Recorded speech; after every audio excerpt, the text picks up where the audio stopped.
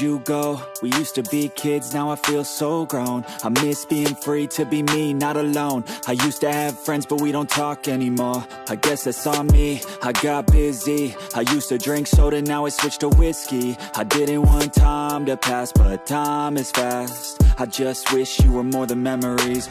I got kids now, but I'm a kid now. I haven't grown in my mind, just my skin now. I don't get taxes, I hate chores, I hate mail, bills, and miss the outdoors. I feel like the air used to smell different. The grass was greener and the summers were for swimming. I used to play baseball every inning. Now I work for a living.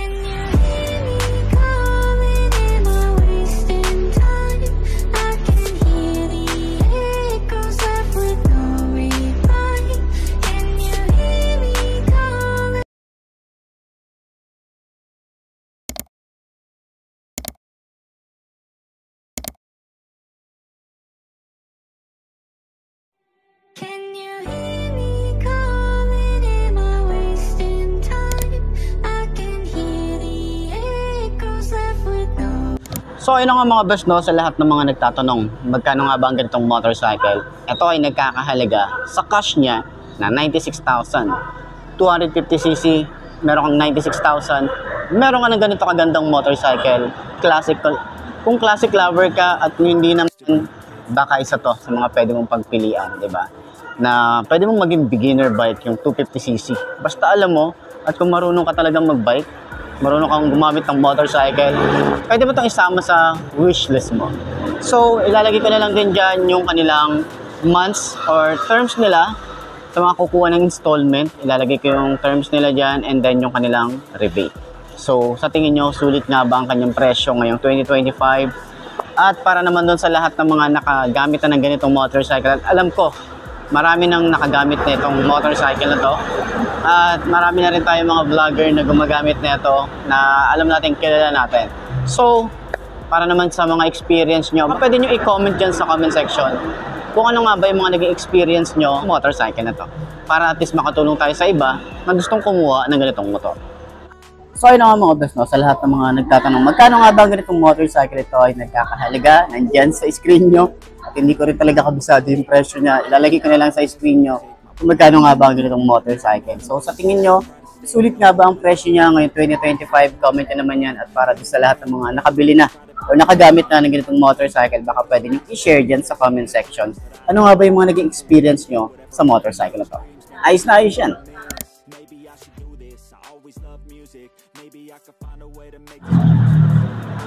So yun na nga, ngayong 2025, upuan natin itong Classic 250i. FI na po ang isang to. Kung gusto niyo ng carb type, hindi ko sure kung available pa yung carb type na ganito. Pero ngayong 2025, FI na po siya. Lahat ng mga nakikita ko ngayon, puro FI na. Pero yun na nga, 5'2" ang aking height. Center stand. Ito yung center stand niya. Side stand muna natin. Medyo mabigat. Hindi siya medyo, talagang mabigat ang motor na to. So kailangan nyo ng workout dito para dun sa mga kagaya ko na 5'2" ang height. Tingnan natin, baka abot natin. Hindi ko sure pero ayan, the moment of truth, kung abot ba natin. Sobrang tingkayad. Sobrang tingkayad daw. So sobrang tingkayad tayo rito. Ganyan ang itsura natin, no? Kung abot natin to, medyo madulas kasi yung upuan kasi may plastic pa siya. Pero kaya naman siya, kaya naman siyang itayo. Kaya lang ang problema ang problema dito kapag nasa traffic ka na, yung medyo nakakangawit na, syempre baka mamaya bigla kang pulikatin, di ba? So technique ganyan, tapos ganyan, medyo pahirapan para sa mga 5'2" na kagaya ko. Pero kung siguro babawasan natin yung shock, tapos yung gulong, baka pwede pa tayong makagamit ng ganito. So may mga way naman yan para dun sa mga kagaya kong hindi pinagpala ng height. So may mga way naman para at least kung ito yung talagang motor na dream bike mo, gawa natin ng paraan. Okay? So adjust tayo ng gulong, adjust tayo ng shock, adjust din tayo ng upuan, 'di ba? So sa turning radius niya, syempre yung mga pang big bike na yung datingan nito, hindi siya ganun kalawak. Pero yung shock niya, kita nyo yan, ganda ng shock sa harap, di ba? Sa likod, dahil nga may baso naman to or adjustable naman siya, kayo nang bahala kung paano nyo tatansyahin or paano nyo ibabalance kung ano nga ba yung shock na gusto nyo. So ayan, ganito naman yung itsura natin kapag nagla-rides. Ayan, so mukhang komportable naman, pero dahil nga yung bigat, sobrang bigat na itong motorcycle na to. Ayan, pero para sa akin pogi siya. Ayos, diba? So ayan, para dun sa lahat ng mga gustong kumuha ng ganitong motorcycle, lalagay ko yung contact number ni Kapihan Branch para at least rekta na kayo na mag-inquire sa kanila. So yun, sa tingin nyo, sulit nga ba? Alamin natin kung magkano to. Tara! Sa center stand ko, hindi ko alam kung center stand ko siya. Iyong! Napakabigat yung center stand.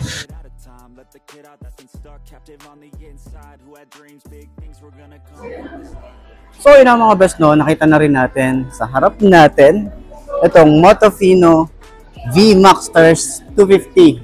So ano nga bang meron dito? Grabe yung motorcycle na to. Sa presyo niya, alam naman natin na pang-abot masa, no? Abot masa, no? Pang-masa yung kanyang price. So ano nga bang meron dito? Sa kanyang headlight, meron tayo rito ang projected lamp. Kita niyo naman yung forma niyan, di ba? Sa signal light natin dito, naka-LED na. Halos lahat ng ilaw nito naka-LED na. So, meron na rin tayong disc brake dito sa harap.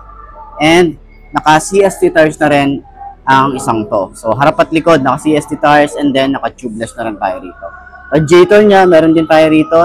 So, dito sa side.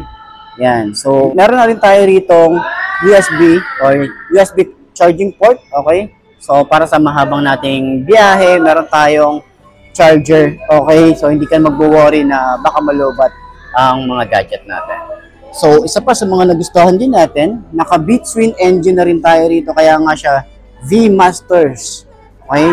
V-Master 250 ang kanyang pangalan. Kasi nga naka-Beatswing na yung kanyang engine. So, parang Harley Davidson yung kanyang datingan, pati yung forma, yung paano yung positioning ng ating rides. Ayan. So, meron tayong single head shifter, yung ating foot pegs dito. Ayan, napipilip naman siya. May side stand kill switch na rin tayo rito para sa kanyang safety features. At isa pa sa mga nagulat ako rito, naka belt drive ang isang to. Okay? Belt drive po ang isang to, hindi siya chain. Okay? Belt drive. So, kung nagtatanong kayo, matibay ba ang belt drive? Depende yan sa inyo, no, kung paano kayo gumamit ng motorcycle. So, ito naman kasi makapal naman yung belt niya. Parang sa mga bus yan eh, no? Sa mga bus or sa mga sasakyan. Matibay din po yan. Matagal din po yung ating buhay ng kanyang belt. Okay? So, naka-dual shock din tayo rito. Adjustable na rin tayo rito. At kung gusto nyo mag-angkas dito, pwede rin sa ating rider. Okay? Meron din tayo rito na magandang upuan. Sobrang lambot ng upuan niya. Yung ating OBR, maganda rin at saka malambot din yung ating upuan. Ayan. So, mamaya sakyan natin to or sakyan naman natin. 5 to ang ating height. Ano nga ba ang itsura natin dito? So, ganito ang itsura natin. Ganyan, okay? Tayo natin. Naitatayo natin yan. Ayan. Natatayo naman natin. Sobrang bukaka lang tayo rito. Pero magaan siya. Sobrang gaan niya. Compare. Ay, hindi ko pa nga pala nauupuan yung isang motorcycle na nasa isip ko. Hindi ko pa siya masyado nauupuan. Pero ito, magaan siya. Pero ganyan ang itsura natin. Yan. Clutch. Okay, ganyan. Taas, baba. Okay. Tapos ganyan ang itsura natin. Yan. Stick din na ito. Isa pa sa mga nagustuhan natin, na yung bar end niya, side mirror na din. And then yung ating panel gauge, naka-round style and digital na rin siya. Stick, oh. Stick din eh, no? Sa mga switches, ganda rin eh. Ganda ng switches niya. Talagang panalo ang switches na ito. Okay? So, tingnan naman natin yung, subukan natin yung ano yung tsura natin kapag angkas naman tayo. Yan, ganito tayo. So, medyo nakakatakot maging angkas dito kasi parang alanganin. kahit ako mag-aalangan ako umangkas, okay naman siya kasi parang saktong-sakto sa puwet natin. Pero malambot yung upuan, sobrang lambot ng foam, pero alanganin umangkas dito. Para sa akin lang naman, yun lang naman yung first impression ko lang naman. Okay? So, ito yung ignition niya, nandito sa side. Yan, yung kanyang turning radius, dahil nga big bike to, hindi siya ganun kalawak. Yan nyo, hanggang dyan lang siya, di ba? Yung shock niya, maganda yung shock dahil naka-inverted forks tayo rito. Pero tingin ko may kailangan i-adjust ng konting-konti lang naman. Siguro kailangan itong i-adjust yung T-post natin dito para at least mas smooth siya. Yan, meron tayo napapansin eh. Shock naman niya sa likod. Maganda rin, no? Oh, maganda yung shock niya sa likod. Nararamdaman natin yung smoothness. Ayan. So, ayan, sa tingin nyo, sulit nga ba ang presyo niya ngayon 2025? And then yung forma. Sulit nga ba ang forma niya? Talaga pang Harley Davidson yung datingan. Tapos yung kay Skygo na Magnus, halos di sila nagkakalayo ng forma. Diba? Adjustable din yung ating handlebar dito or yung parang tawag dito yung handlebar niya. Ito yung bakal na to, adjustable din siya kung gaano kababa or gaano kataas yung gusto nyo. So yun lang, no? Sa mga gustong kumuha nito, pwede nyo kontakin sa aking Facebook page na iMart Moto 2.0 para sa mga more updates, okay? Pwede nyo akong i-follow sa aking Facebook page and then subscribe na rin kayo sa aking YouTube channel na iMart Moto. Ayos na ayos yan, diba? So, okay, tingin nyo, panalo nga bang forma niya and then yung specification, lalo na yung presyo. Sulit ba? Ayos! Dreams that I had when I was a little kid. Whatever happened to those dreams? Man, there's something that I miss. Maybe I should do this, I always loved music. Maybe I could find a way to make these dreams lucid. I really wanna try, cause I might have a chance before I die to see the world with a soulmate by my side. Yeah, that would be the life, not a fucking 9 to 5. I wanna feel alive for a minute at a time. Let the kid out that's been stuck, captive on the inside.